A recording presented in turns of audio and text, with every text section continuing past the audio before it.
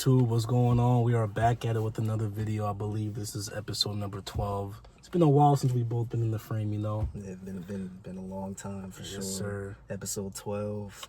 Yeah. We're saying YouTube. We don't know what platform y'all watching this on, honestly. It could be anything. But we got something to run by y'all today. Just a little topic me and Coach been discussing. Set us off, man. Kick it off.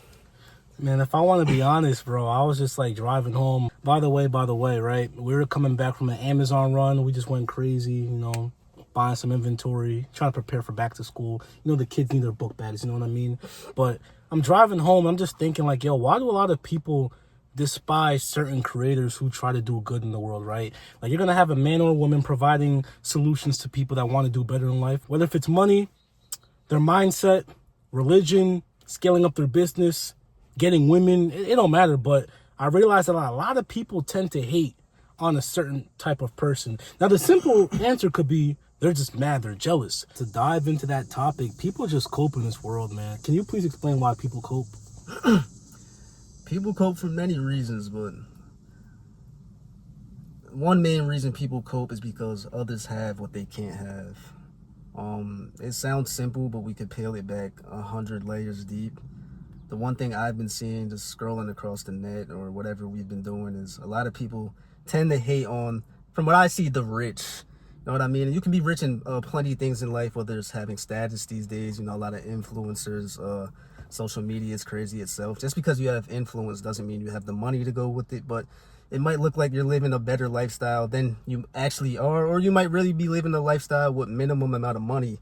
But people who see that, who want your spot, and they're envious of you, they want your position, they tend to have a bad taste in their mouth about like the rich or the people who are living a life that looks, what would you call it, exciting, appealing, Extravagant. Yeah, so people cope to act like they don't want what you have because they can't attain it, which in reality they can attain it if they were to put in the work and whatever their craft was and to put their mind to it and build their own reality, their own life that's exciting and comes with all the things they desire. But no, they'd rather sit back, be comfortable, and, you know, hate on the rich or the wealthy or the person with status who has what they want, and they cope because they can't have it and they don't have it. And that puts them in a deeper rabbit hole than the one they're already in. And to attack that point too, it really highlights someone else's inadequacies. What do I mean by that? So let's say I am worth $100 million. Nick is worth $10,000. I pull up in an SVJ Lamborghini with a badge on next to me. He's struggling with women. He doesn't have a good job. He's still living at home with his parents, right? So he looks at me pulling up, but here I am, the same age. I look the same, right? We're both black, and I have the life that he wants, but if I'm there, it shows that he didn't get there. Even though I've always said that you can't compare your journey to someone else's journey. If I'm on level 100, you can't compare yourself to someone else's level 10. I stole that from Samuel Onhua, but you get the gist. You can't compare where you're at with someone else's finish line, right? But at the end of the day, a lot of people do, and it also shows that they could have done it just like what you said, but they didn't do the necessary steps. Because we all know if you've achieved a certain amount of success in life in any realm, that means you put in more work than most people. That's why it's hard to be in the 1-2%, right? That's why it's called the 1%. But most people are mediocre. Most people are average. Most people are lazy. Most people don't think. Most people are illiterate. Most people can't speak. Most men can't get women. Most women can't get a good man to have him, you know, stay with her, right? Most people are freaking jokes on this planet. Average. So then when you find someone who's above average, it highlights their insecurities about them, right? Which is why people cope. So then if you see a man who's successful, someone else is going to come and say, I don't want to be successful. I mean, I'm fine where I'm at. Why does he have to do that? Why are you buying an expensive watch? Why are you driving an expensive car? You need to spend $300,000-$400,000 in the car because your car is $30K and you can't fathom how this man is doing what he wants to do in life. You know, this is just a simple example, but we could really break this down in so many different regards, right? This is what so many people do. And it's unfortunate, but it kind of pisses me off because at the end of the day, you will want to be in that position as a man or a woman. When you see somebody that's living the life that you want to live, you can simply ask the question, how? Instead of getting mad, instead of having a stank face and complaining why they're living their lives. You said something very interesting on the way home. Why does it even affect you, right? Why does someone else's success or what they're doing affect you when it has nothing to do with you? Think about that. Nothing. You know, it makes no sense when you see a lot of keyboard warriors online talking shit, or a lot of people trying to criticize people who are doing good. Right. You know, 100%. And a lot of things that I see people try to create communities of cope, like a coping community. Yeah. I call them converters. It's one person who thinks one type of way, so he needs others to think exactly like him. There's another term for it. Misery loves company, I'm pretty sure. Yeah. Something So if like one that. person is coping and he leaves his feedback, his paragraph, his heartfelt message on why he doesn't like this person, this XYZ, you know what we're getting into. Basically, he tries to find others to think like him.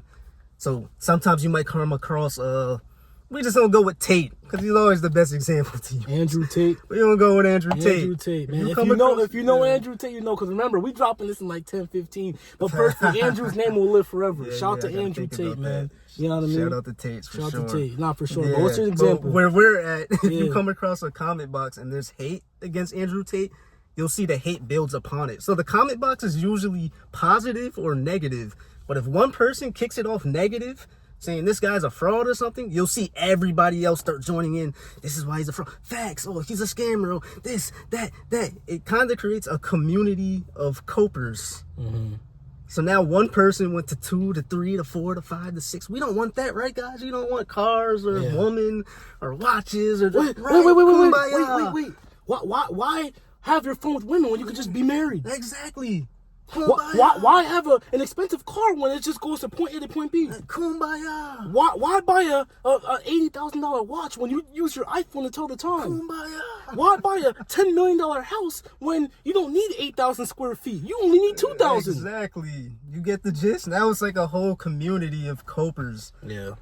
And that's just like, man, it's like poison. It's like poison ivy. One person has the sickness and he touches the next, and it creates like a whole entire community of people who, some of them don't even believe what they're saying. They just, envious and jealous themselves, so they want a community to hate along with them. It's a new home. A community creates comfort. Now, what does this have to do with our audience? All we're saying is, don't be a coper. Don't be like everyone else. We're here to let you know that if you used to think that way, it's okay, but dead that bullshit and now think differently. When you see somebody doing good, ask how are they, successful. Learn from that individual and bounce off of them.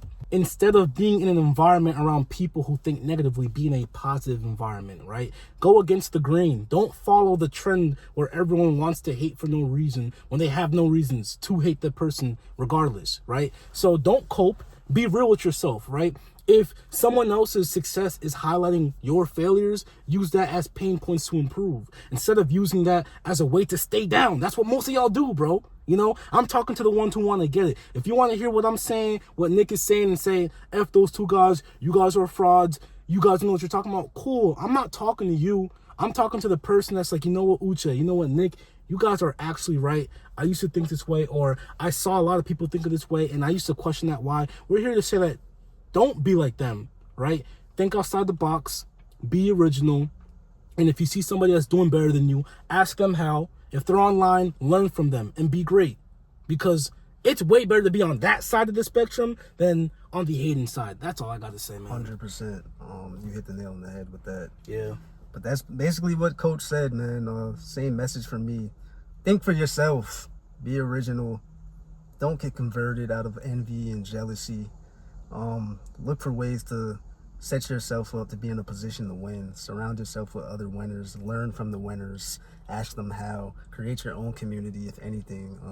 And become a leader of your own life instead of joining other people out of pity to hate on somebody who doesn't even know you exist, number one, which makes it even more weird. Yeah, but don't get me started on that. Like, you gonna guys won't rap. even exist.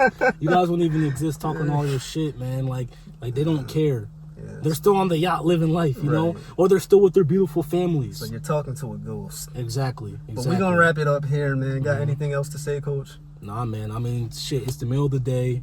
Nothing's gonna change. We're about to continue this Amazon store. We're gonna continue to go hard. Oh, by the way, from the last video, I told y'all we were about to touch 25. We're at like 24K right now. Right so there. I mean, we're right there. We're about to hit our goals. So now let's do 35 and keep scaling up.